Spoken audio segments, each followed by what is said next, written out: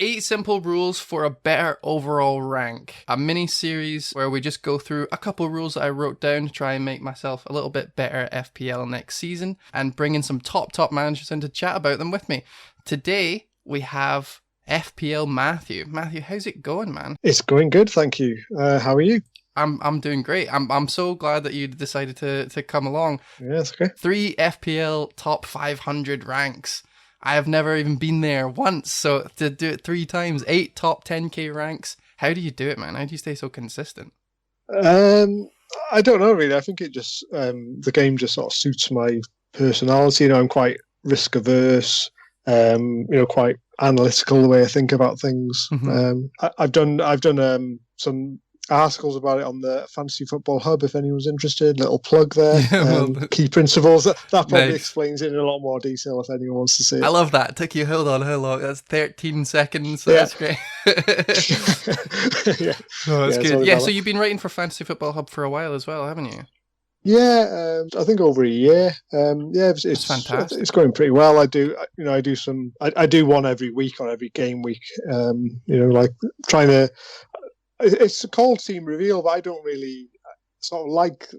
In a way, I don't like that because I think it's more about to explain the thought processes than than just copying what I'm doing. That's the way I see it. So that's what I try and do. Well, that's exactly what I would like to bring to this table. So what I've been trying to do is basically I wrote down a little list. It comes from FPL General, talks about it a few times in previous pods that he's been on, where he has this little list that he leaves on his desktop, and he just kind of like to stop him from doing stupid stuff, basically. And I thought, you know what? I did a lot of stupid stuff last season.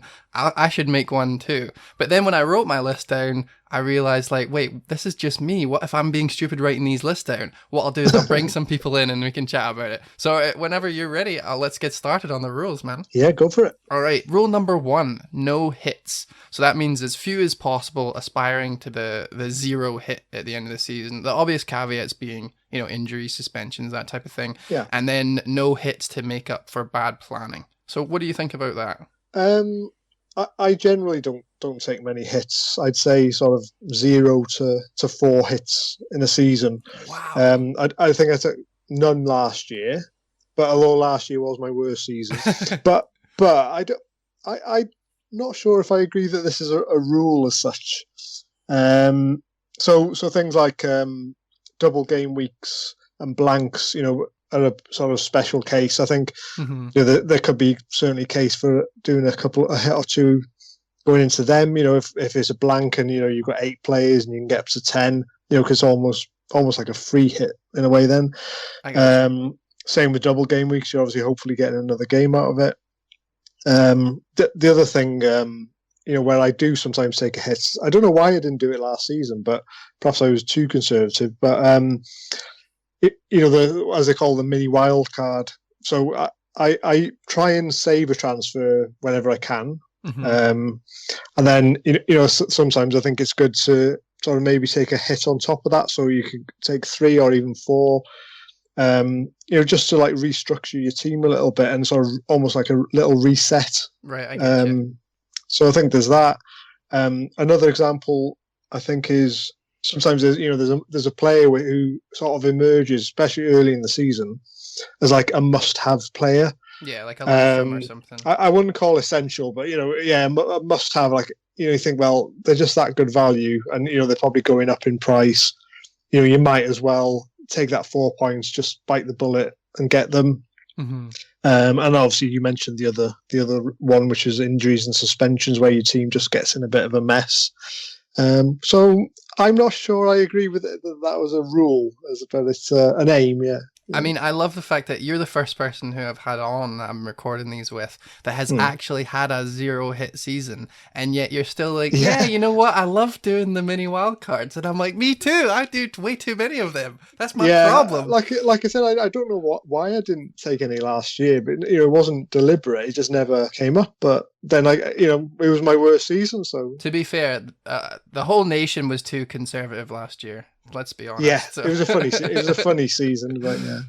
Fair play. So, Okay, yeah. so you're adding a couple caveats on that. So you don't mind Yeah. taking a hit, but I guess the fact that you said 0 to 4 hits per season means that Mm. you're not taking a mini wild card every third game week or No. anything. You're doing it like, once. Yeah, because I do agree with what you're saying that Mhm. if you sort of plan properly, you should be able to minimize hits. So it's just them sort of special occasions where I would do that. Is there something that you've been doing, or is there a way that you play the game that means that you don't regularly take hits? Like, is it a conscious effort? Is it just the way you play? You're just very conservative. I think I think it's various things, but things like try and like really treat each transfer as if it's gold dust. Because you only get, I think it's like works out 34 transfers when you take out chips and things like that. Mm-hmm. So you don't get that many over the season, and so try and think twice before using a transfer. And I think is this player really a good player? Can I keep them for a while?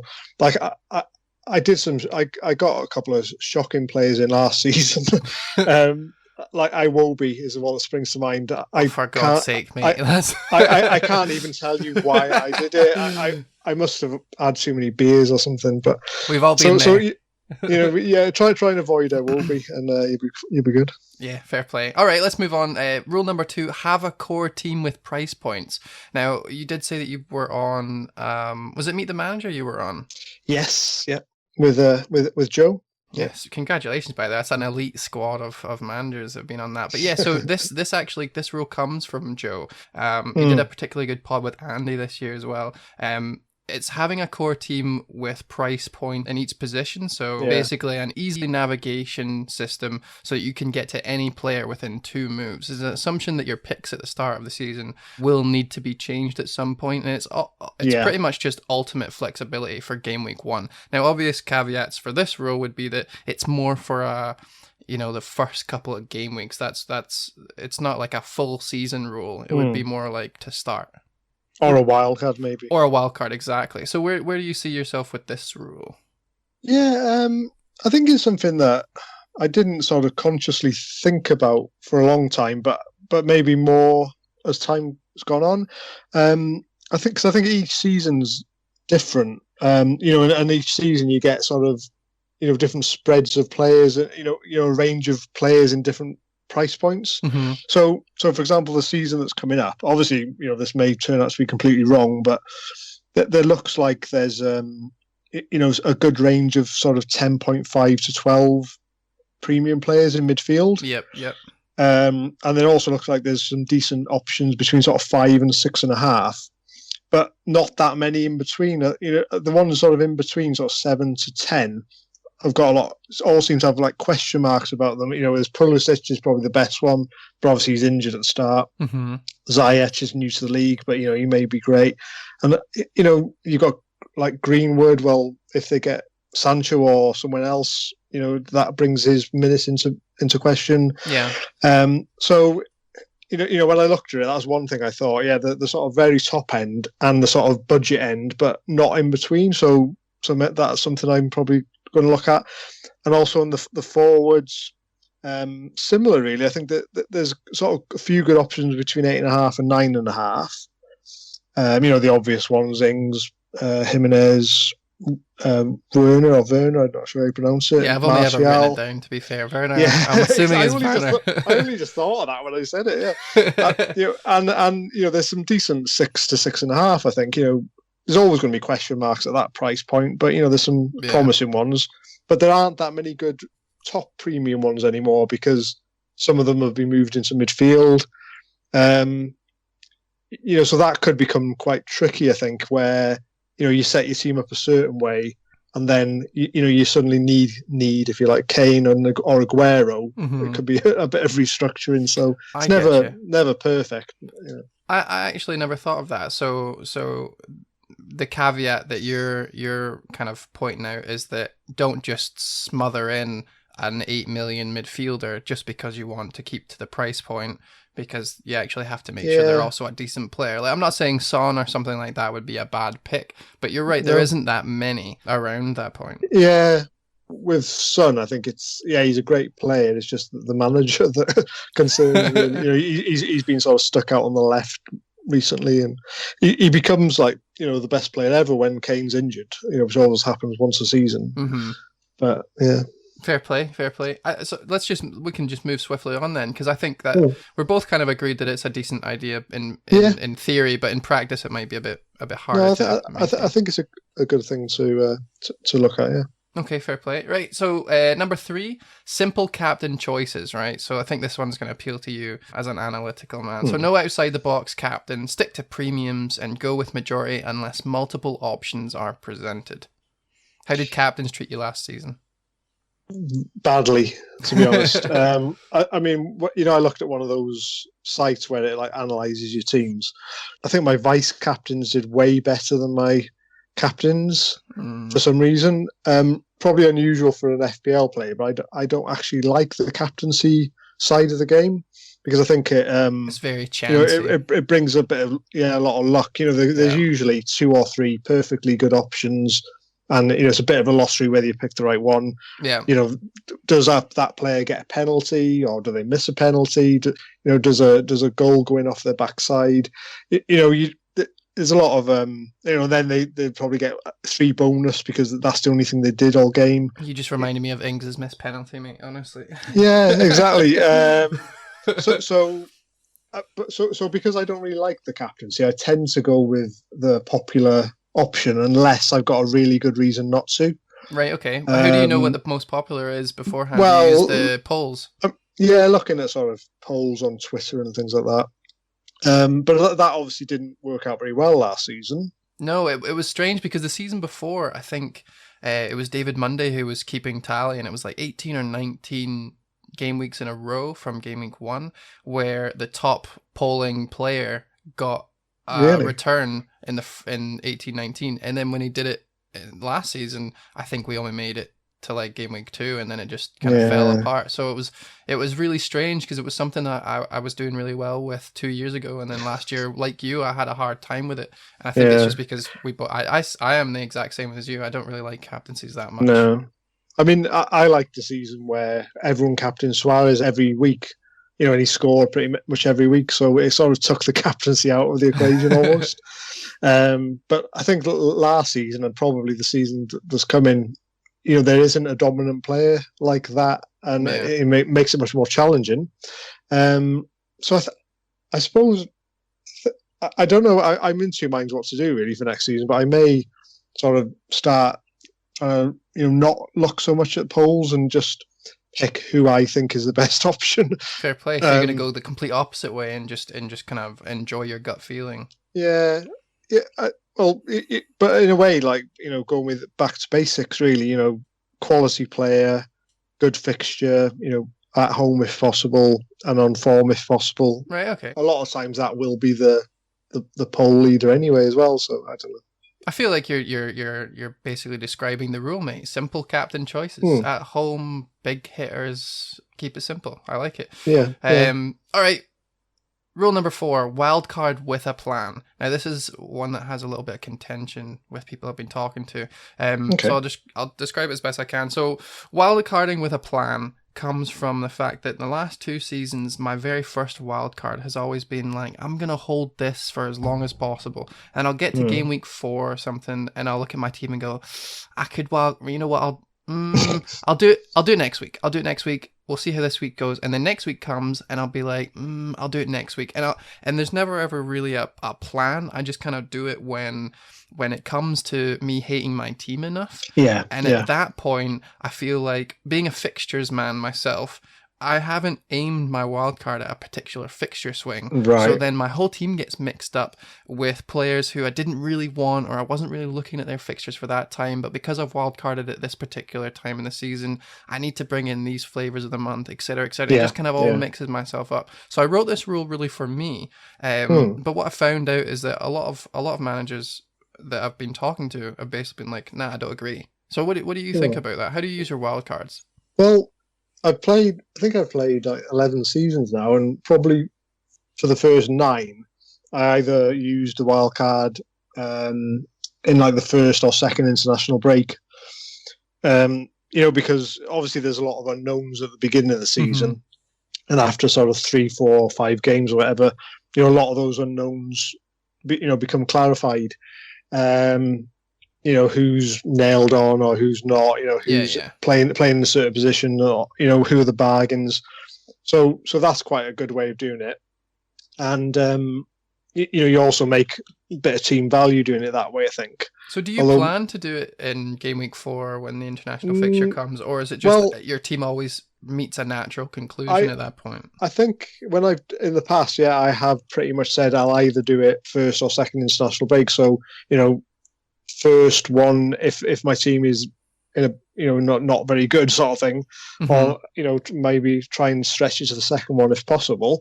I got you. However, the last couple of seasons I've actually done it as late as possible. So I've done it basically around Christmas. Oh, really? Sort of in between Christmas and New Year. Now, last season it didn't go particularly brilliant.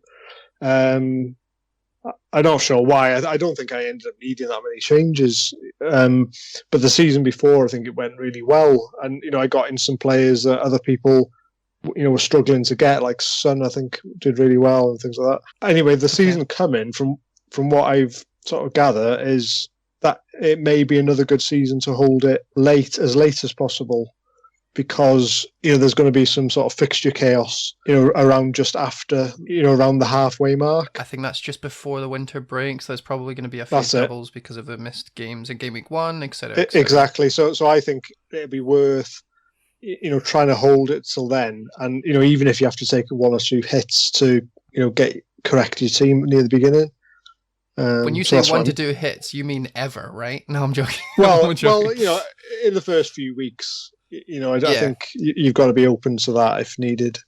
Fair play. So in the years that you have been doing the first international break, would you set your team up game week 1 to reach there? So you would only pick players that had good 4 fixtures and then you weren't too bothered what their fixtures were after, that kind of thing? I suppose that I always sort of, focus on the first probably 6 fixtures, something like that, but with a sort of more of a view of the first few. Right. Because if you think about it, if you've got particularly an expensive player, if they blank for 3 weeks, you're going to be getting rid of them, or and probably everyone is. So there's no point fooling yourself that you're going to keep them for that, weeks 4, 5, and 6. So I kind of do that, but I don't want to tie myself into having to do that. I want to keep my options open, so I probably set my team up more as if I'm not going to wildcard, even though I think in the back of my mind I probably will, if you know what I mean. So yeah, absolutely. All right, fair play. I like that because in a way you've just basically said to yourself, you know what, this season I don't have a wild card. I'm going to use it at the least opportunity, and so therefore let's just play like I don't have it and then start my game week 1 team like that. Yeah. I mean, I think, I probably done wildcards that have cost me points sometimes, and you think, well, you almost have to use it for the sake of it sometimes, don't you? Yeah. Fair play. Yeah. All right, well, that's us halfway. How do you think we're doing? I think we're doing great. This has been really insightful. Good. Yeah, man. Yeah, we're doing good. So I'm going to take a quick message from our sponsor and we'll be right back. Have you ever wanted to boast about your FPL rank, but find that no one listens to you? Do you love drinking liquid in some form of container? Then you'll love FPL Merch's FPL mugs. Pick the mug that fits your best rank and watch as it amazes friends, family, and co-workers. You'll hear them say things such as, "What a mug. Look at that mug over there." And, "He's that twat always talking about fantasy football." Go to twitter.com/FPL merch and click the bio Kickstarter link for more information on the winner's mug collection. What a mug. So rule number 5, template team to start. So that means a core team plus differentials have proven themselves in the Prem and waiting a few weeks to see who is actually nailed and not going for differentials that are absolutely wild. What do you think of that one? I probably agree with that.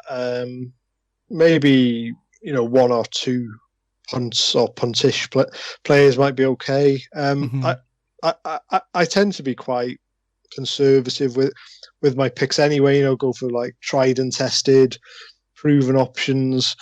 Like thinking about the sort of draft that I've got at the moment. I think the only one I suppose could be punts is people like possibly Werner or Werner, whatever you say. Yeah. But he's obviously he's proven, but not in that league. Right. Okay. Mitrovic, but he's done it before in the Premier League. He knows where the goal is.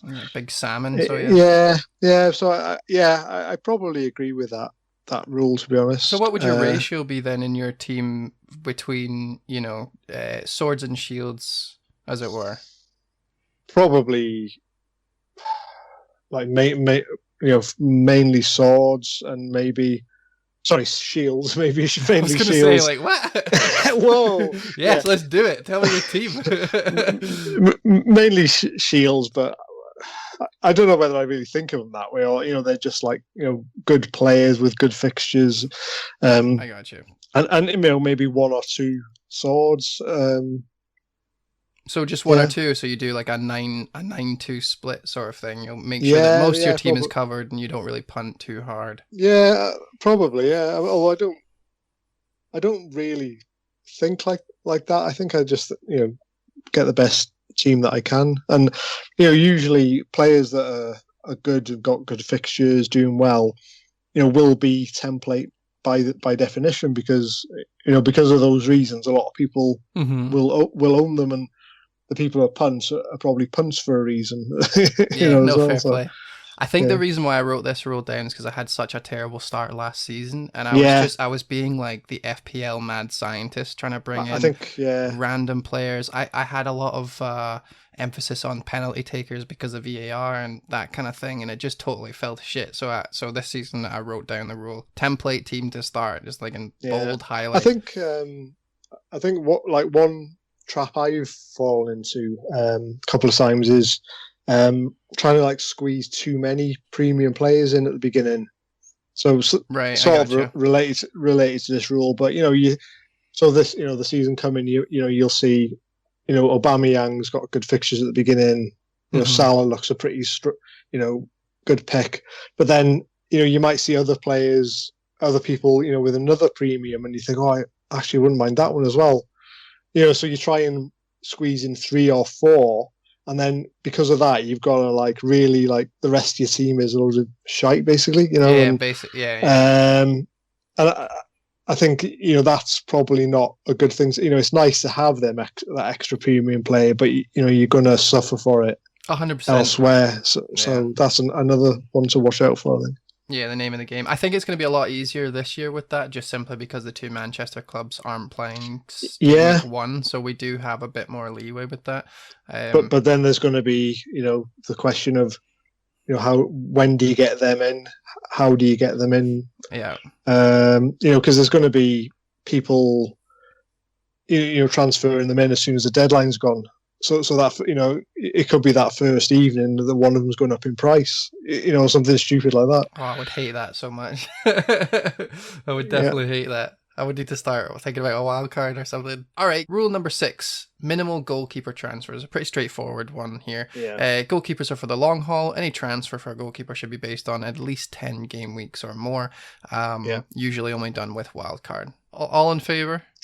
Cannot argue with that whatsoever. Fair play. So you're not like a goalkeeper maverick or anything? Those hits, all 4 hits a season are goalkeepers, nothing like that? No, I don't. If you get a good one, just keep them. Have you ever kept a goalkeeper from game week 1 all the way up? I'm not sure. Quite possibly, I think, because if you get the right one, I think you just tend to stick in it, don't you? Again, last season wasn't great on that score because I think I had Pope up until I did my sort of late wild card, and then for reasons only known to myself, I brought in Ramsdale in the wild card. Oh no! Bournemouth did have the best fixtures ever for like 10 game weeks there or something. I remember Burnley had really bad fixtures, I think, didn't they?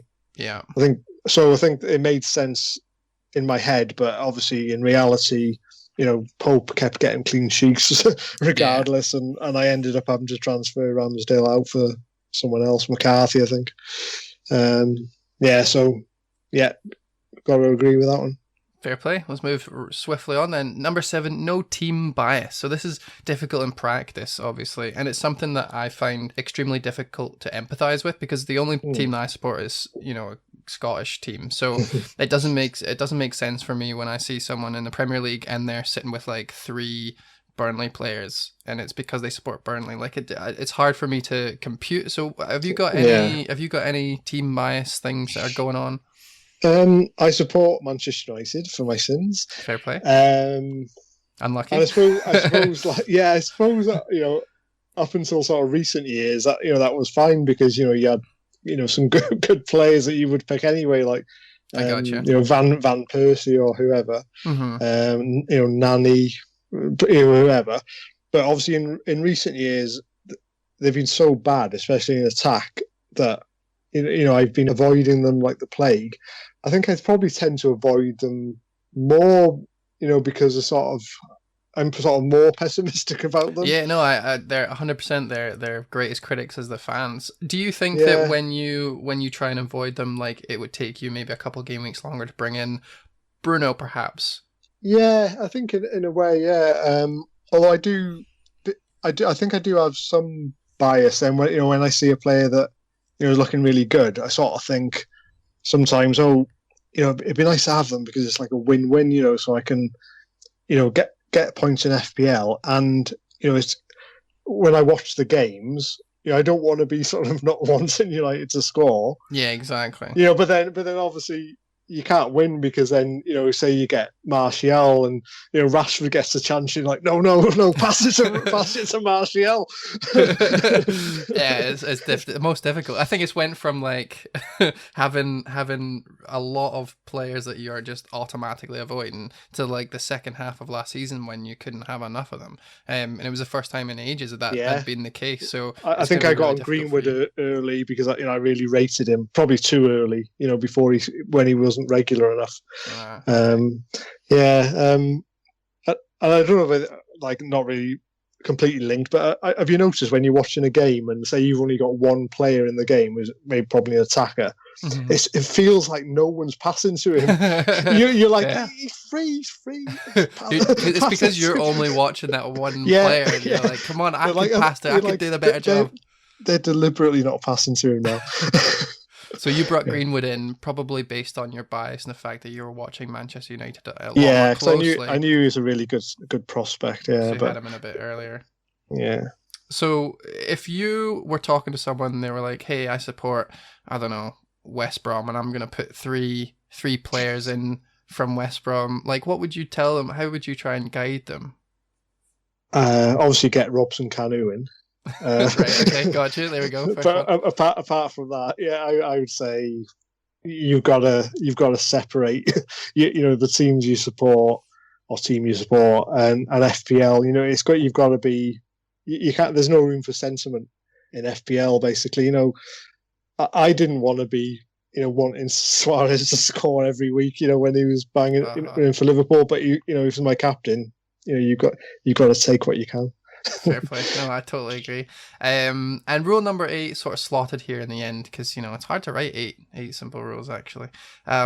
Is no mini league focus. So if you're focusing on your overall rank, then you should just ignore your mini leagues entirely. So countering mini leagues is bad practice because it means you're not looking at the whole picture, only 1 or 2 teams in your mini league.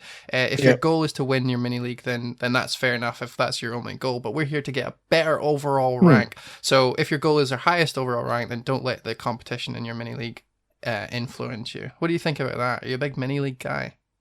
I'm usually in a few mini leagues, but I think the thing I always think about this is, the old cliche of if your overall rank's good, then the mini leagues will take care of themselves, kind of thing.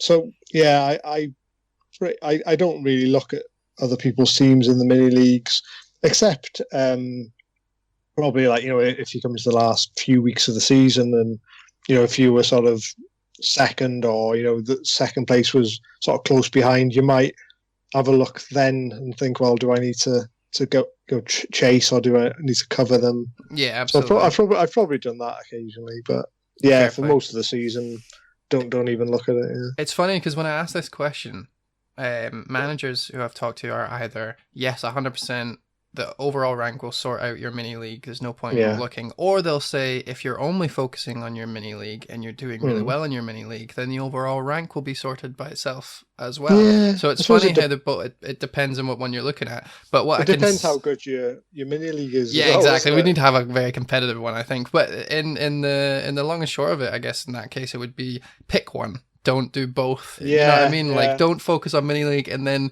kind of look to see, I'm 300 overall rank. I need to do, like, make the game easy for yourself and just pick one, I think. Like the last couple of years, I've been in the Hub Contributors League, and there's been weeks where I've had a good game week, and like I'll look and I'll be like green arrows everywhere, and then a red arrow in that one. It's just insane. It's so competitive. You look at it, and FPL General's overtaken me, or something like that. Sickening. That's funny. So like, yeah, I guess the mini league thing, you're gonna have to make sure you're fairly competitive, but not too competitive.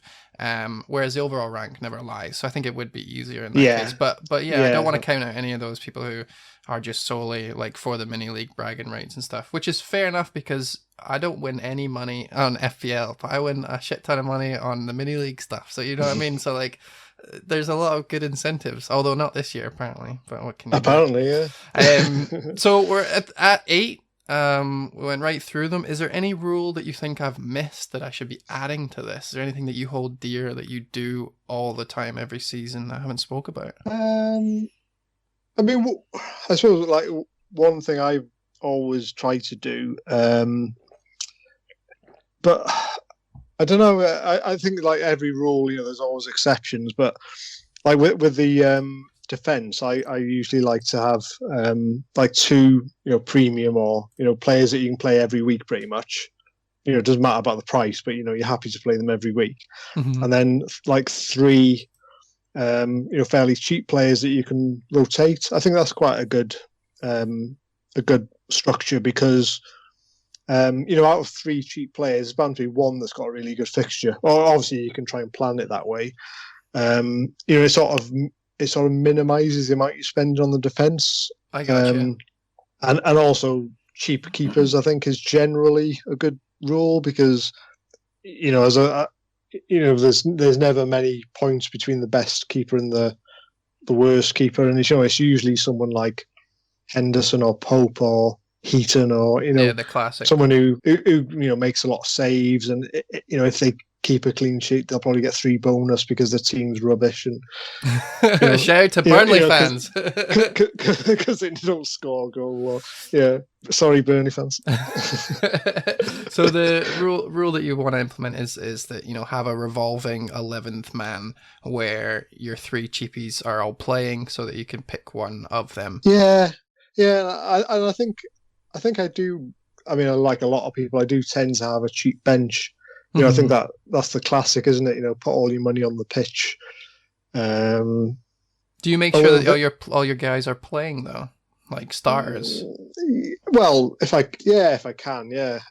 I think it's okay to have one non-starter. If you rarely sort of use that third sub, do you?